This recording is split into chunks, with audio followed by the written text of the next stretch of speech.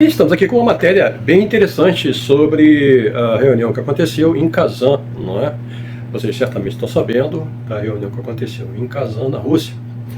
E essa reunião foi muito importante porque ela se deu então no âmbito da governança do BRICS, liderada justamente pela Federação Russa no próximo ano 2025. Então, a vez dessa liderança do BRICS será do Brasil. Há uma rotatividade, que eu acho que é de um ano em ano, tá? Então, o ano 2024 foi o ano, então, da liderança da Rússia nesse processo, então, de fortalecimento e crescimento do BRICS, e é muito importante, especialmente para a Federação Russa, porque, como vocês sabem muito bem, desde fevereiro de 2022 há uma pressão imensa de todo o Ocidente. Não é todo o Ocidente, nós não estamos nessa, a gente não embarcou nisso. Na verdade, muitos dos países ocidentais também não embarcaram, mas as economias, as principais economias de todo o Ocidente, das Américas e também da Europa, sim, elas embarcaram, até porque as economias, como por exemplo o Canadá e os países da Europa, eles fazem parte da OTAN, e a OTAN então é uma organização militar vassala dos americanos. Então é claro que esses países então iriam se juntar aos Estados Unidos nas sanções contra a Federação Russa em relação ao conflito da Federação Russa contra a Ucrânia, claro, né? Não vamos entrar aqui no debate de qual é a razão ou não da invasão dos russos contra a Ucrânia, né? Porque isso será objeto, ou já foi objeto de muitos vídeos nossos, onde eu mostro que isso na realidade, mostrei assim como várias outras pessoas que acompanham, vários outros canais que acompanham o mesmo assunto, também mostrado que, na verdade, aquilo ali foi, sim, em essência provocado pelo próprio Ocidente, pela própria OTAN. Levaram a Rússia a um limite onde não restava outra alternativa a não ser tomar uma providência, sim. Porque a pretensão era que a OTAN, então, abocanhasse a Ucrânia, e aí os russos ficariam realmente numa posição geopolítica e militar bastante vulnerável à OTAN. Vamos lembrar que a Ucrânia, tá?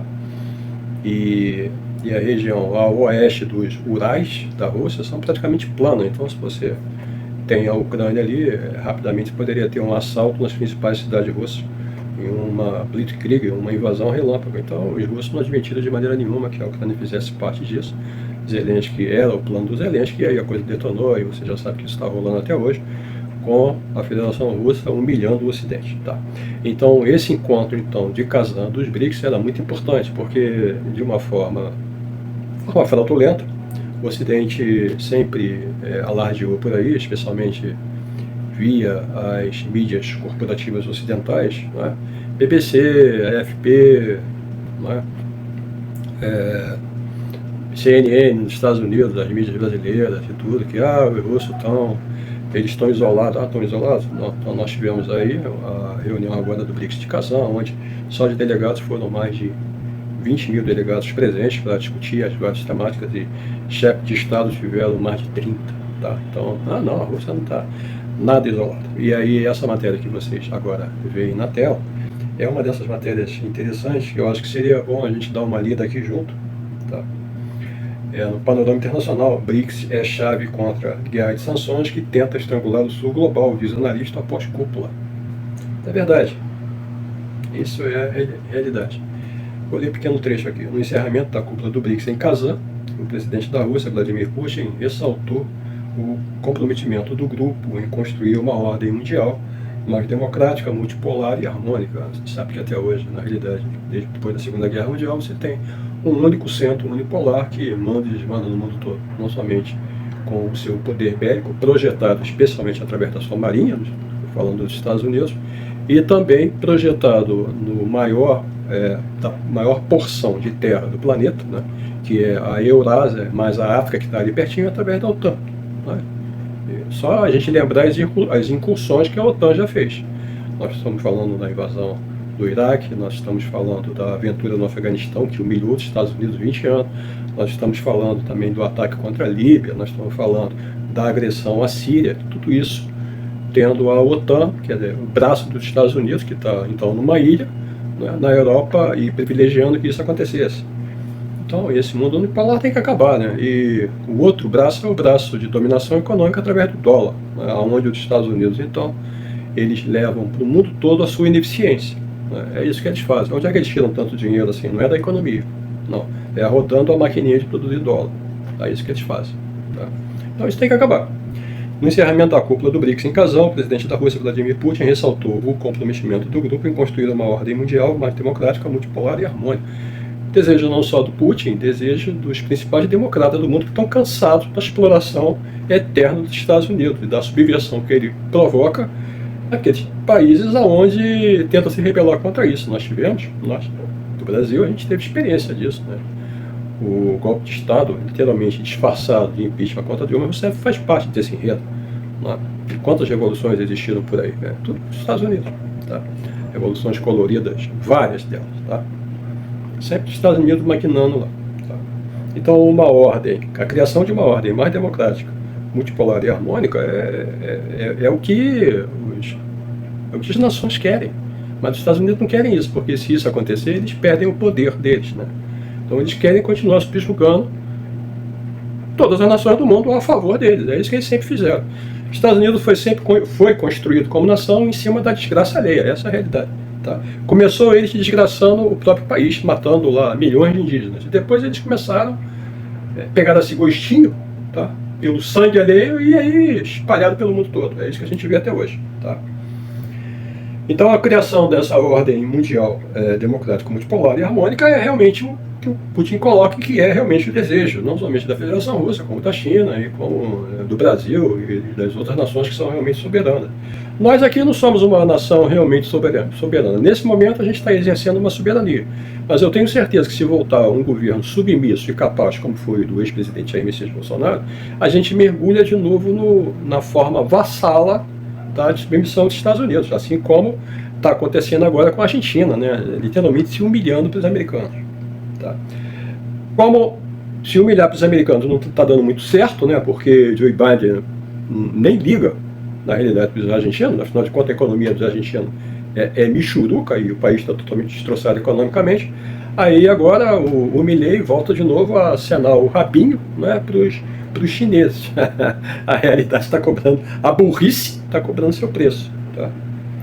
Então, entre os destaques das discussões, tiveram então, né, o foco, que já terminou, o foco em fortalecer as transações em moedas nacionais e a criação do sistema de pagamento próprio. Sim, gente, isso é fundamental. Estou falando que o dólar sempre foi utilizado como arma econômica, na realidade, e especialmente depois que eclodiu esse conflito entre a Federação Russa e o Ocidente, por exemplo.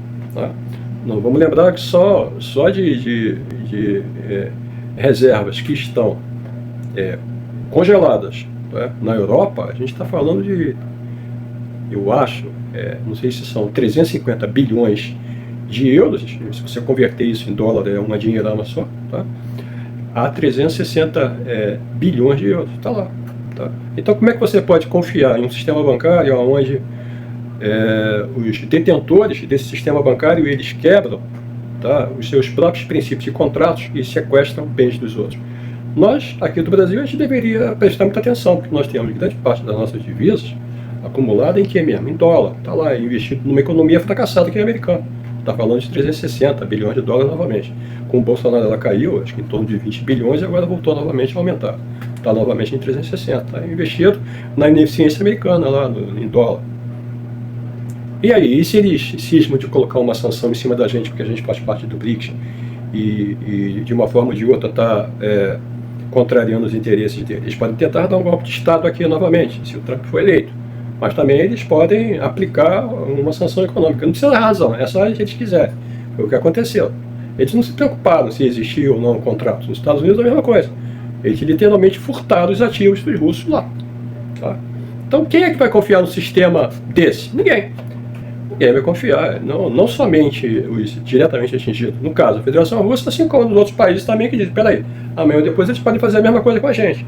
Então é por isso que é extremamente importante, não somente ter um banco central independente dos interesses e dessa estrutura viciada que é a do Ocidente, tá? E aí, no caso, o banco do BRICS, que então está sob a presidência da ex-presidenta Dilma Rousseff, né, que, aliás, já está sinalizada para novamente ter um novo mandato, sinalizada, aliás, pelo próprio Putin, tá? Porque os russos teriam direito, tá, de indicar a próxima presidência, mas ele preferiu, então, manter a Dilma Rousseff, primeiramente pelo compromisso dela com relação ao que ele coloca aqui, sistema de pagamento próprio, tá? E aí estão fazendo um sistema de pagamento próprio, diferente, né, que bypassa esse sistema SWIFT interbancário, que é dominado pelos Estados Unidos e pelas nações europeias que estão, então, nesse boicote todo, nessas sanções contra a Federação Russa. Tá? Passa esse sistema e transacionar, então, em moedas próprias, tá? Mas especialmente na criação agora de uma moeda específica, que então vai ser a moeda do BRICS, inclusive com um sistema de cartão de crédito também do BRICS. Tá? Quando tiver esse sistema de cartão de crédito do BRICS, eu vou fazer questão de ter o meu cartão do BRICS. Eu não vou querer mais ter um cartão de crédito de bandeira do Ocidente, como, por exemplo, o Mastercard e esse aí eu não vou querer. Eu vou querer o cartão do BRICS, tá? Do sistema do BRICS. Eu vou fugir desse cartão. Tá? Então, foi uma reunião realmente bastante importante. Houve, então, a inclusão não, né? A sinalização da inclusão vai ser um convite de 13 países, sendo 2 desses países, então, Cuba e a Bolívia, que já estava se esperando que isso fosse acontecer. Não houve resistência de nenhum dos membros atuais do BRICS. Quais são os membros atuais do BRICS? São, além do Brasil, Índia, China, Rússia, África do Sul e agora também integrantes que já assinaram com o BRICS, tá? Egito, Etiópia, Emirados Árabes Unidos e Irã. A Arábia Saudita, ela ainda não ratificou ainda o compromisso de adesão ao BRICS, mas aqui está colocado também nesse texto da Sputnik que eu acabei de falar com vocês também, que ela faz parte do BRICS. Formalmente ela ainda não faz parte, ela está meio que em cima do muro, tá? E aí teve, então, vocês estão sabendo também, o veto do Brasil, a entrada da Venezuela também no BRICS, não é? O que realmente desagradou não somente os russos, que aí expressaram claramente isso, né? Nós apoiamos a entrada da Venezuela, tá? E não estamos de acordo com a posição do Brasil, mas o veto do Brasil à entrada, então, da Venezuela no BRICS nesse momento, do convite, né? A entrada, né, nesse momento, então, não foi incluído, então, no documento final da declaração de Kazan, e realmente pegou mal pra caramba pro Brasil. Se você for olhar esse movimento todo que se faz, gente, eu acho que foi uma grandíssima... Eu sinceramente, eu fiquei decepcionado com o atual presidente Luiz Inácio Lula da Silva pelo veto do Brasil à entrada da Venezuela. O Lula sabe muito bem da importância que tem a Venezuela, tá? Especialmente como fornecedora de energia. Se a gente for olhar o BRICS, tá? Se você olhar a composição do BRICS, você vai perceber que os principais países que fazem parte, eles têm algum tipo de ativo muito importante para alavancar, então, os negócios e as economias desses países. Sejam populações grandes, seja um grande parque industrial, como, por exemplo, a Índia, a China, tá? E também energia. Tá? Então, nós estamos falando potencialmente no maior estoque de hidrocarbonetos do mundo, né? E está na Venezuela, e aí o Brasil vai e veta a entrada da Venezuela, e o Maduro realmente ficou bastante chateado, né? Porque ele sempre foi solidário ao Lula, tá?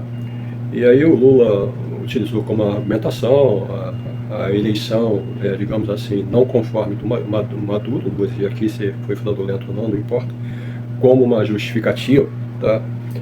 O fato é que isso, na realidade, contrariou bastante, tanto a China quanto também a Federação Russa e o Irã. Vamos lembrar que logo assim que o Maduro foi eleito, esses 3 países logo reconheceram a governança do Maduro. Tá? O Lula não, nem o México não, nem a Colômbia também. Tá? Mas esses 3 países que fazem parte do BRICS, China, Rússia e Irã, logo reconheceram. Tá? Menos o Brasil. E agora o Brasil vai e aí barra a entrada. Então, pegou mal pra caramba, e aí sobre o Lula agora pesa a pecha de agente infiltrado dos americanos, né, que acho que foi um erro do Brasil, né? Eu acho que foi um erro grotesco na realidade, porque ele se colocou de uma maneira contrária à Federação Russa, e vamos lembrar que nós estamos num momento muito delicado, então acho que não foi um acerto do governo brasileiro e do Lula em especial insistir nisso e vetar, tá? Então é assim que eu vejo. Mas 13 países, então, vão fazer parte dessa lista do BRICS. Entretanto, o nome deles não foram anunciados, porque para evitar o mico que foi declarar, né, o convite à Argentina ainda na presidência do Alberto Fernandes, que certamente iria ratificar se ele fosse reeleito, né, ou o governo né, do seu candidato fosse eleito, e aí venceu o Milei, e o Milei disse, não quero mais e tal. Então agora tem essa lista de 13 países aprovados. Vamos lembrar que o número total de países que querem entrar no BRICS nesse momento são de 30, tá? 30 países para cada, tá? Tem essa lista que inclui economias importantes, Indonésia, Tailândia, Vietnã, tá? E algumas outras, então realmente é bastante importante. Então a entrada da Venezuela também, na minha opinião, sob o aspecto geopolítico, seria extremamente importante, porque também daria um peso grande dentro do próprio BRICS, tá? Aqui a América Latina, né? A gente teria Cuba, a gente teria, ou terá ainda, né, a Venezuela, a Bolívia, o Brasil, tá? E talvez mais na frente a própria Argentina, se mudar novamente para uma governança de esquerda, porque nesse momento a gente vai ter mais países hoje que compõem o BRICS, maior peso, né, econômico e também populacional e também de ativos, tá? São os componentes da Eurásia, né? Nós temos a Rússia, nós temos a Índia, nós temos a China, vamos ter agora a Tailândia, a Indonésia e vários outros, Vietnã, toda aquela região, tá? Então foi isso, eu acho que foi um grande fora, na realidade, do Lula, e me surpreendeu bastante a atitude dele, eu pessoalmente achei deplorável. É isso, meus amigos, um grande abraço.